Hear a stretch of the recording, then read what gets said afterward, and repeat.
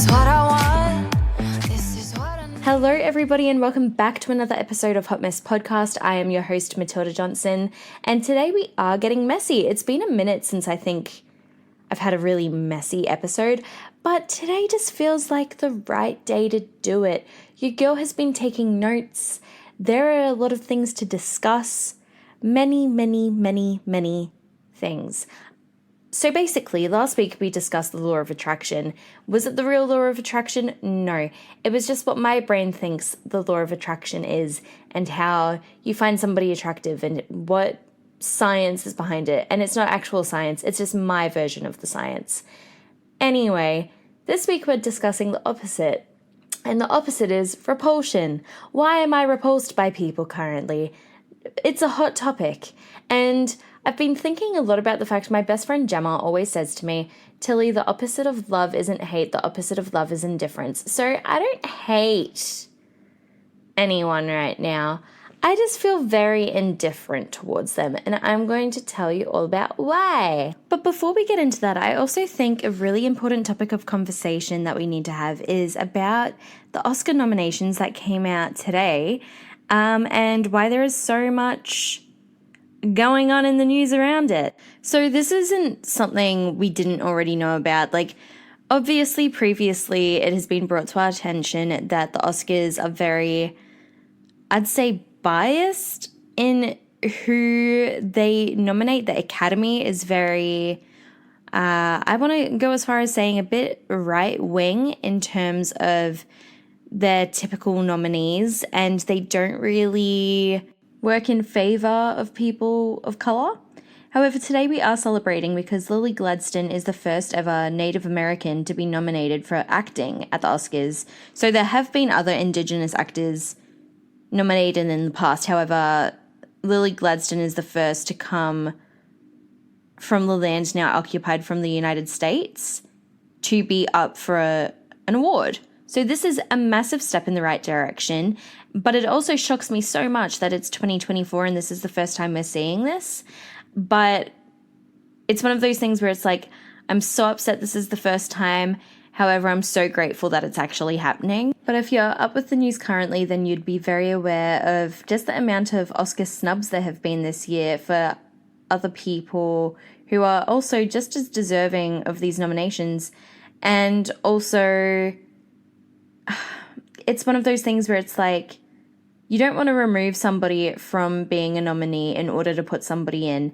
However, a lot of the snubs were people who were believed to be front runners for these awards, and you can't help but think, is there some sort of bias towards their race or gender for them to be left out from being nominated? For example, Charles Melton did not get nominated for his performance in May, December, and Greta Lee didn't for her performance in Past Lives, and everyone thought they were going to be front runners for these awards. And then on top of that, of course, probably what has been most publicized is the snub of both Greta Gerwig and Margot Robbie for the Barbie film, particularly the fact that Ryan Gosling, who played Ken in the film, received a nomination, but the two women who really spearheaded that production weren't nominated. However, we are celebrating for America Ferrera because she is so deserving of this nod.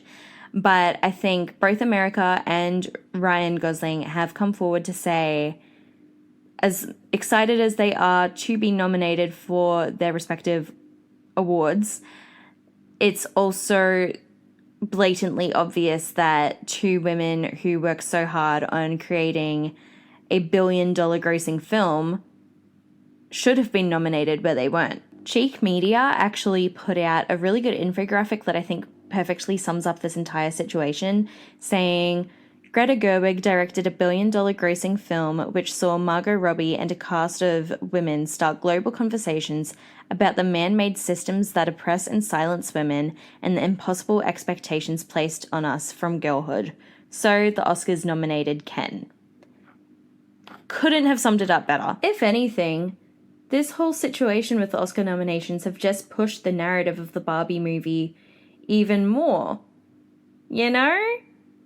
Like, I'm just saying, if they're going to nominate Barbie for Best Picture, they should probably nominate the people who were involved in creating it. I don't know. But anyway, so last week we had briefly discussed dating culture in Australia and, like, what's going on. Everyone's confused. And I was thinking about it today and I realized Australia is such a laid-back society where minimum effort, like, we know, like, we always joke, oh, the bar's low, the bar's low. No, it actually is really low in comparison to any other country, because when somebody puts in minimum effort into going on a date, it's like, oh, that's so sweet. And it's literally like, oh, he came and picked you up. Oh, he got you flowers. You know, like, things that are kind of a given in some places. However, I was thinking about why we're so low maintenance and why the bar is there. And again, I think it comes back to societal norms of, oh, if you were to put in effort, people would think you're like a simp, and all of these external pressures and stuff like that. I'm like, oh my gosh, is it so bad to be in love these days? Like, I actually think people are afraid of being in love. And I get it. It's being vulnerable. It's being open with somebody. But also, is it not a lovely thing to show somebody that you care about them? But I genuinely think putting in effort is something that is ridiculed, especially by men in Australia. And on top of that, in Australian culture, a lot of men just don't show any vulnerability. And I think it's actually hilarious that there have been news headlines about there being an Australian men loneliness epidemic. This is not made up. I've actually seen headlines in the news about the loneliness epidemic for men in Australia. And I'm just kind of like, who enforces that? Who enforces that? Because I'm telling you now, it isn't me. Not that I'm out here being like, clawing at the ground being like, love me in return, bitch. But also it's like, there's a loneliness epidemic because there's a system in place that men are creating for that to happen. Honestly, it's a vicious cycle. Also, no wonder Australia has such a low effort society when you literally get participation awards in school. Like, it's just constantly reinforcing like, oh, you showed up, good job. You know? Oh, you picked her up from her house, good job. Oh, you knocked on her front door, good job. You didn't just like honk the horn. Extra points, you know? Like, there are so many things in our culture that reinforce minimum effort reward. And then as women, we're also so shocked when the minimum effort was put in that we're like, oh my God, yay. You know, it's like, this is a part of the vicious cycle. We get excited by the bare minimum because the bare minimum is actually a lot here. I've also realized like dating isn't really a thing. Or maybe it's just not for me, but it's also not for a lot of my friends. It's like, dating isn't really a thing. You kind of just hook up, and if you kind of get along, then you just keep hooking up until eventually no one leaves and then you're a couple. That, or you start off as friends. And then it's like, we should probably date. You know? It's like keeping it casual until you're married, and that's terrifying. I also find it so funny how so many dating apps now advertise themselves as, this is the dating app that you're going to delete because you find the love of your life. And so, maybe naively, I always forget that she's still somewhat freshly single. So naively, I'll download it and be like, ooh, I'm going to go out on dates. This is going to be fun. And then, I'm not shitting you, every match, like, so for some, you match and you can get sent a prompt by somebody, like somebody will try to start a conversation with you before you decide to swipe on them. And a majority of the people who comment just comment stuff like, I can just see us having really good sex. And I'm like, oh my God, whatever happened to let me take you out to dinner, you know? But this leads into all my notes on repulsion for the week because, and also kind of like trying to dismantle some serious incel energy that I have come across this year. Mind you, we're still in January. So I had some pretty terrible experiences with men in the last couple of weeks of 2023. And it got to the point, literally like the night before New Year's Eve, I was messaging one of my girlfriends and she sent me the funniest message. I have a screenshot of it and it's her being like, I think surely this is the end of it for you. You've had some real shit ones these past few years.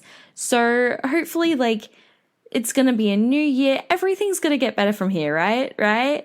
And then a week later, we were a week into the new year and I realized I had only had one day of the year where I had not yet been harassed by a man, and that's because I stayed home that day. Now, I just know there's going to be somebody who's listening to this and being like, Tilly, were you not just complaining about the lack of effort in Australian society, and now you're saying that you're getting harassed by men nonstop?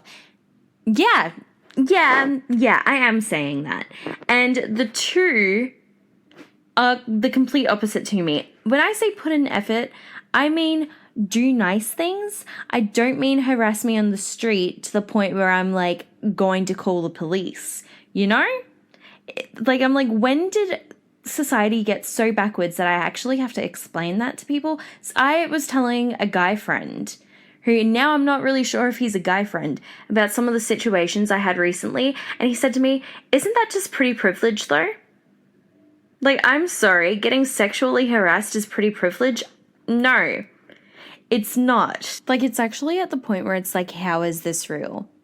How is this real? I've had a friend tell me I should write a book just about my experiences over the last few months alone. And low-key, I'm considering it because there is a lot I could say and I know it's not going to all fit in one episode. So I'm just going to give you a funny example about something that happened recently, which was kind of giving major incel energy, and that's something we could definitely unpack.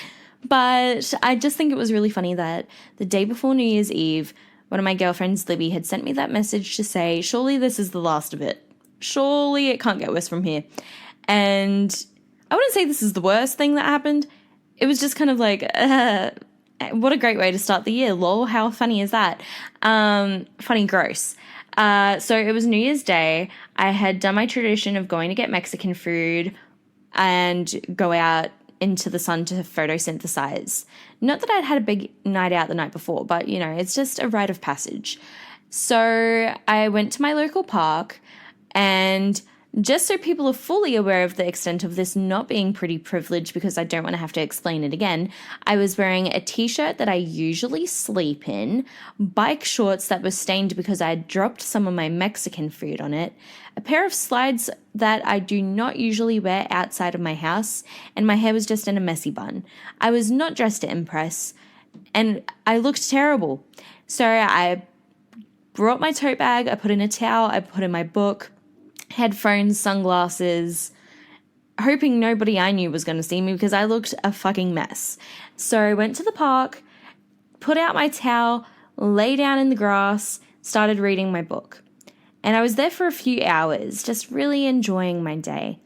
And I see this man walk past a few times, and I can see that he's like kind of looking at me, then looking away. And I'm like, okay, sure, whatever. And then after about 2 hours in the park, I decide, should probably go home. So I'm packing up my stuff, and picture a scurry in your head. Like, I can't really, just picture somebody scurrying, like, like that's the sound of a scurry in my mind. Suddenly this man appears in front of me, and I'm like, and he's standing over me. I'm still sitting down on my towel, like putting my book in my bag. And he's like, oh, hi, I've been working up the courage to speak to you. Firstly, no. Like, I think people think that's an endearing comment to make, but when somebody actually says it to you, it's a bit like, ha. Like, how do you respond to that? Maybe I'm just socially awkward, but I don't really think it's an endearing thing to say to somebody, especially in a public setting like a park. Like, I'd say it depends where you are, what the vibe is. Like, if I were out at a bar with friends and somebody came up and said that, I'd kind of understand the intimidating factor of it more because it's like you're out with people. But this is broad daylight in a park and I'm by myself, you know? Not really an endearing comment. So he comes over, he says that, he's standing over me, and I was like, hi. And then so he's trying to make small talk, wishing me a happy new year and stuff. And I'm like, yeah, happy new year to you too. And then I'm still packing up my stuff. I'm not really engaging in conversation. Like, I'm not really looking him in the eyes. I'm kind of just packing up my stuff and thinking, I just want to go home and cook dinner. And then he's like, oh, are you from around here? Do you come here often? And I lied. Although, like, I live very close to this park. I'm like, oh, no, I drove here. I just like to go to different parks sometimes. Now I'm thinking on my feet, like, bullshitting, because I'm like, oh, fuck. What if he thinks that I've, like, walked here, which I have, and he's gonna, like, follow me or something? So I'm like, no, I never come to this park. I've never been here before. I decided to explore on the first day of the new year. I'm overcompensating at this point. Mentally, I'm like, Tilly, shut up. Stop talking. And then he's like, yeah, I wasn't sure. I thought I might have seen you here before. And I was like, I don't think so. You must have me confused with somebody else. Anyway, so at this point, I'm like putting my stuff away. I'm like fully packing up. And then he's like to me, well, how old are you? And I'm like, that's such a weird thing to say to somebody who you've literally never met before. And like, I mean, everything he was saying was kind of weird. Anyway, I'm looking at this man and I'm like, surely if I tell him my real age, he'll realize I'm far too young for him. Surely. So I'm honest. I'm like, oh, I'm 25. And he's like, I'm only 45. That's not much of an age difference at all. And I was like, firstly, also, don't bring up the age difference. It's like what you're doing is creepy. He probably did know what he was doing is creepy. And I was also like, 20 years? So, like, when you were 20, I would have just been born. When you were an adult, I would have been coming out of the womb. That's wild. Wild. And I was like, okay, anyway, I'm leaving. Bye. And so I'm walking home and I could not stop looking over my shoulder the entire time because I was like, far out, he's going to figure out that I didn't actually drive here. Anyway, it turned out to be fine, but I'm like, there was so many red flags in that conversation. And it's also one of those things where it's like, just how do you get out of that? But it was seriously giving some incel energy from start to end. So that was day one of the new year, and I just thought that was hilarious. I was like, this is exactly how I thought my first day of 2024 was going to go. And so you best believe I messaged Libby about this scenario immediately. And she was like, oh no, I thought it ended. And I was like, oh honey, it's just getting started. I was correct. I shouldn't have even joked about it. I was correct. The worst experience I've had technically wasn't this year. It was one of the things that ended last year where I was like, I never ever want to experience this again. And it was I'd go as far as being like, this was a bit traumatic. A friend of mine and I, we were getting the train home pretty late at night. I want to say it was around 10:30. We'd been out for dinner and we saw a show together. And we were catching the train home. She lives one suburb over from me.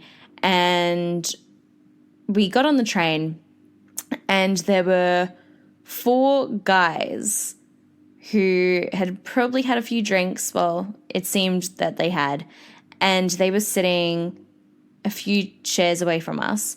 And the train was still pretty packed. Like, it was a summer night. It was like a Thursday or Friday. Like, people were out in the city. And there were a lot of other people in the train. Unfortunately, not many other women. And so my friend and I were sitting across from each other. One of the guys was sitting in the chair directly behind her, so they were back to back. He turns around and he's locking eyes with me. And he's trying to show me his phone, and I'm just trying to keep my eyes on my friend. And he's like saying stuff about like what he wants to show me on his phone, or like also like wanting me to type in my number and all of these things, and I'm just ignoring him because it's late at night and I just want to get home. And then because I'm ignoring him and because my friend is also ignoring him and his friends, they start going on about all the things that they wanted to do to us. And it was making us very uncomfortable. And then it was also pretty graphic, and I'd go as far as saying violent, the things that they wanted to do to us and the things they were saying very loudly that the entire train carriage heard. And I'm not saying I want people to step in those situations, because you never know how escalated something like that could become. But even just to ask if we were okay, or to have somebody come and sit next to us, would be more than enough for any woman in that situation. Anyway, so we pulled up at the train stop for me to get off. And I got off, and so there were 4 guys. 3 of them followed me off the train. Mind you, at this point, it's probably 10:50, and I started panicking, and one guy stayed on the train with my friend. Luckily, she got home okay. She got on the phone to her boyfriend. He came and picked her up from the station. I started panicking because there were 3 guys walking behind me, still shouting at me the things that they wanted to do to me. And I got to the top of the train station and was exiting the station, and luckily there were police. And as soon as they saw the police, they bolted. Like, I'm not just saying like they walked away, like they ran in the opposite direction. And so I was fine. But having to experience even that much and thinking to myself in that moment, like, I don't want to assume the worst, but just from what they were saying that they were going to do to me, it put me in such a terrified mindset that I was about to be assaulted.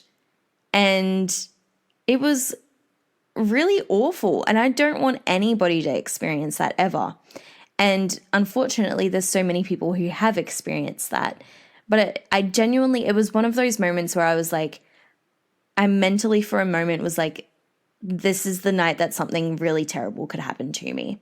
And I don't think I or anybody else should ever think to themselves, I am so lucky that I did not have this assault happen the way I thought it was going to. Or I am so lucky that I wasn't attacked. You know, it should just be a given. You should not have those, you should never be put in those situations. But unfortunately, that's just not the way life is. And I know the 2 stories I've told on this episode are incredibly different to one another. But I think they both display the same sense of what is it that's fine to get away with when approaching people in public, or what people think that they can get away with doing or saying. And aside from those 2 stories, I've unfortunately already gained stories this year of people making comments on my body, who I don't know, like people in broad daylight walking down the street commenting on my boobs or my butt or something else about me, or just really gross things that I do not need to hear, nor should they be allowed to speak out loud when they don't know me at all. And even people who do know me, I've had people message me who I know personally saying the most rogue things, where I'm just like, is that meant to impress me? Because it doesn't. And it goes back to, I don't know, like, obviously this is a worldwide issue of harassment. Like, sexual harassment happens everywhere, unfortunately. And it's not going to stop anytime soon, but it comes back to the fact that, like, we also need to hold people accountable and not accept the bare minimum, or not be like just ready to laugh certain situations off and be like, ha ha ha ha, no thanks. No, I'm actually like, people will start calling me a bitch. Men in particular will just start calling me a bitch for my behavior if I turn them down. And I don't care anymore, because I don't want to just allow certain behaviors to happen. I think another interesting topic of conversation that has sprung from this entire thing, when I talk about it with friends or whatever, is that, like, people will say, do you think people think they can act this way towards you? This is mostly the people who I know personally who have done certain things recently that they thought was appropriate, which is absolutely not appropriate. I often get the comment, do you think it's because of your podcast and the way people perceive you as somebody who must date a lot and is open to talk about sex and all of these other things? And I'm like, you can be a person who's open to dating and open to being sexually active and still not take bad behavior from people and, like, just not accept certain things. Like, the 2 things can be mutually exclusive. Like, you don't have to take one thing on board and then be like, oh, well, because I'm sexually active, I'll also let you treat me like shit. No, that's not how this should work. Like, a person who is single and open to dating can also coexist with the idea of being treated with respect. You know, like it's not a big ask. It's not a huge concept to wrap your head around. And I think the massive takeaway for me from like all these situations, and unfortunately there is more than that, some of it I'm just also like, I don't even want to talk about it, to be honest. Maybe one day I will, but today's not that day. I feel like a lot of it's still really fresh. I think a lot of it for me is the takeaway that it's okay to be that bitch that defends herself and stands up for herself. And if you then get called like mean things because of that, like I've had men recently, when I've turned them down in public, start calling me names and slurs and things that you don't want to hear either way. And so it's kind of like, what do I want less? Do I want to be called a bitch or an ugly whore? Or do I want to have a man hitting on me while I'm trying to get home? You know, I kind of would prefer to be called the bitch, as long as I knew that I had told somebody to shut the fuck up and to learn to treat somebody with respect. Obviously, they hadn't taken that part on board, but that's fine, whatever. But it's one of those things where it's also like, there are so many measures that people put in place to try to consider their own safety as well, where it's like you can avoid eye contact and not engage in conversation or get on the phone to a relative and all of these other things. Carry a whistle, carry a pocket knife, you know, like things that you don't want to think about using for protection or for protective purposes. But it's also one of those things where it's like, no matter how many of those things you're doing and no matter how many of those steps you think you're taking that are the right things to be doing, there will always be people who try to push those boundaries and still try to get to you. And it's a real shame. Like, a part of me is like, oh, if only society all just banded together and was like, we will not accept this behavior from anybody. We will not take this shit. And then everyone just stopped acting like an absolute dick. Or even better, started using their brains instead of their dicks to think. You know what? Society would be a much better place. But unfortunately, it's just not like that. And I won't lie, like I think last week I kind of discussed the fact that like the week beforehand I was going to put out an episode, but I was just so angry at the world and whereabouts I was at with my life. And a majority of it was because of the reasons I've listed in today's episode. It's nighttime when I'm recording this. But yeah, it's like one of those things that can really, I don't want to be like it can break your spirit, but it can really put such a dampener on your life where it's like, I just want to be able to go about my day without feeling concerned for my own safety or feeling like I have to fight back on anything or on anyone. But yeah, I don't know. Either it's getting worse or I'm just noticing it more. So that's just kind of my takeaway, and the energy I'm leading into the year with is just to be the bitch. I will be the bitch if that's what I have to be. So this was an angry episode. I don't often do, well, do I often do angry episodes? I don't think I do. I try to keep it lighthearted. But yeah, people wanted to know repulsion, and this is kind of the level of repulsion that I'm at. Maybe on Instagram this week, I can ask you what your level of, like, what your idea of being repulsed by somebody is, because I'm sure there's funny ones as well. Unfortunately, I took this down a very serious road. I wish that I could have been more funny with it. But yeah, I hope everyone's well, and I hope, like, it was a heavy topic to get through, but maybe we all need to just lead with a bit of a bitchy energy. Like, it doesn't have to be mean bitchy unless somebody is being mean to you. Fight back. Stand up for yourself. We don't often think to stand up for ourselves. Like, we often kind of take the road of, oh, I should be polite, I should be kind and take care of myself, and you know, I think my mental well-being would be better if I was just polite about it. No, I think my mental health and like the way I am now, I'd feel better if I actually just told people to piss off when I wanted to tell people to piss off.